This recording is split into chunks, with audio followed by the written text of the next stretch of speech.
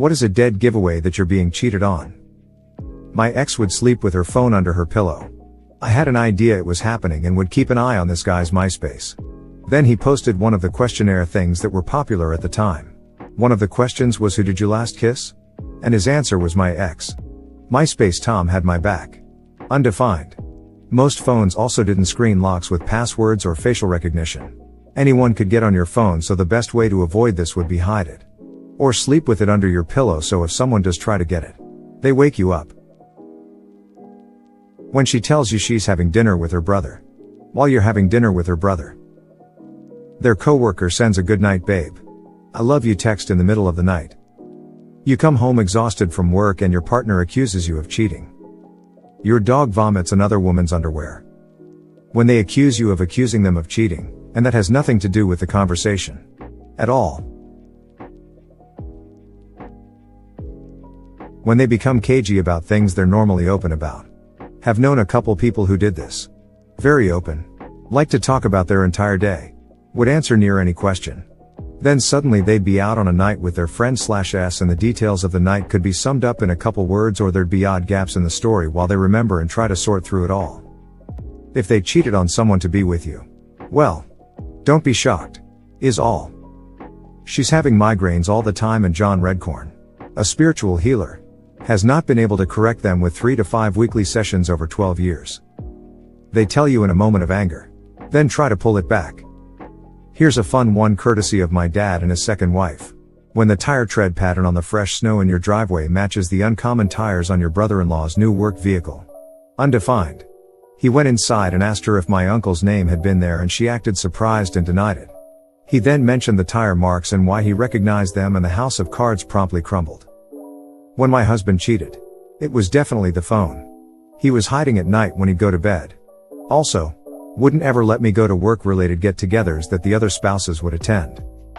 You're at a party and the lead singer of a band starts singing a song about your girlfriend entitled "Scotty Doesn't Know." When they suddenly start taking extra interest in their appearance and getting in shape by going for walks even up to 10 p.m. by the time they return, and they don't answer your worried calls because they had music on with headphones. And when you ask them why they didn't answer, it's because they didn't hear the calls come in despite you having the exact same phone and know that the incoming calls cut over the music. When their roommates ask to meet with you privately and tell you that your GF was having someone over in their room with the music on loud. The same thing she'd do when we'd get busy at her place. Undefined. More context. This was in 2009. We were almost 4 years into our relationship. I was getting ready to defend my thesis for my master's and she was applying to PhD programs. I was willing to move with her wherever she went, and even had my mom help me find a nice white gold ring with a sapphire the XG/F hated diamonds as an engagement ring. They admit to you they still have feelings for a friend they had romantic history with and continue to spend alone time with, and get upset that you call them an ex. Reality can be whatever they want. Funny story. I was in Arizona with my ex and she had this coke dealer who I was sort of friends with, and I was talking to him about where I could buy a knife. I like knives, and he told me because he thought I knew and was planning to stab the guy. Undefined. When you come home and someone has eaten your jam. It's happened to me a few times now. And invariably there is a seismic shift in the relationship. I can remember pinpointing the day something changed. And suddenly you aren't being texted first. They're busy and can't hang out as much. And sex almost always stops or becomes very infrequent. The partner seems colder, further away, and less enthusiastic. It's hard to describe. But you can feel something is off. At least, it's always been that way, in my opinion. What's worse is the times when you confront them about the change in the dynamic. And they tell you nothing's wrong. Or nothing's changed. And you feel like you're going crazy because you know something off. But you don't want to push it and be needy or clingy. And you suffer silently until you push it or the truth inevitably comes out.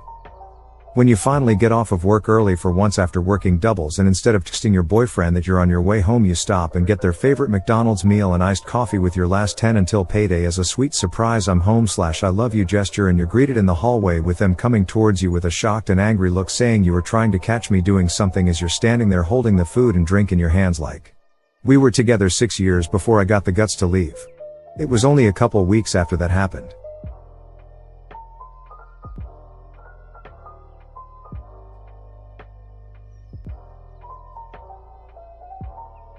Changing passwords to devices after being okay with you having access to them. Lack of intimacy over long stretches of time. No longer wanting to sleep next to you at all. Go on dates. Or do anything a couple would usually do. And my biggest flag is finding things that you're damn sure aren't yours. But they try to pass the item off like it's always been yours.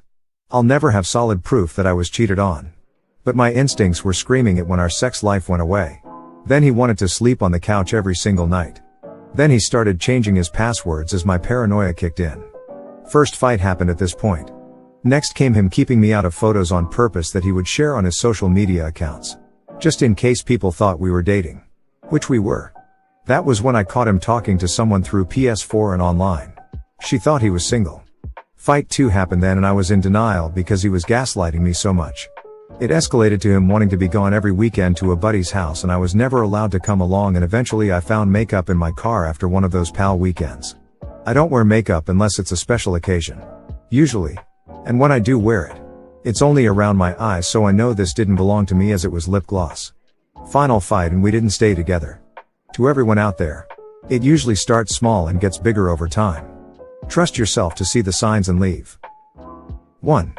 Random phone calls. Her phone will ring. Suddenly she has to go into another room to answer it. 2. Random disappearances. She'll be gone inexplicably for hours at night with no explanation. And how dare you ask for one? You don't own her. No. But we were married. 3. Loss of sex. You either get very reduced or no sex at all depending on how committed they are to keeping up the pretense that all is normal. 4. Random emotions. Their emotional states appears to have nothing to do with you. They might be really happy or really angry and it just comes out of the blue. 5. Lack of interest in talking to you. 6. Suddenly being judgmental of you. Nothing you do is any good anymore. The real reason is because they don't actually want to be with you anymore. 7. Wanting to go on a holiday without you and the kids. Just for a break. 8. Walking into their bedroom to ask them a question and they scream and shove their laptop closed and collapse over it, hugging it protectively in their arms. While shaking. And that was when I knew for sure. I just walked out.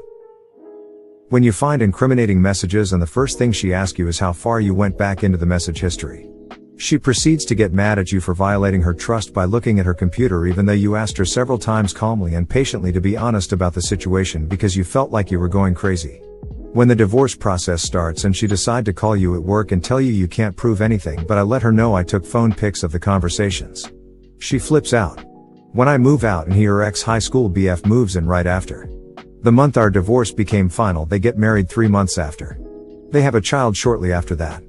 Anyhow, thank God it happened because while the feeling sucked and felt unsurvivable, I dodged a big ass bullet and my current GF of several years now is wonderful, and I really do feel like everything had to happen for me to end up where I ultimately needed to be. Thank you for watching. If you enjoyed the video, hit like. If you would like to see more, feel free to subscribe.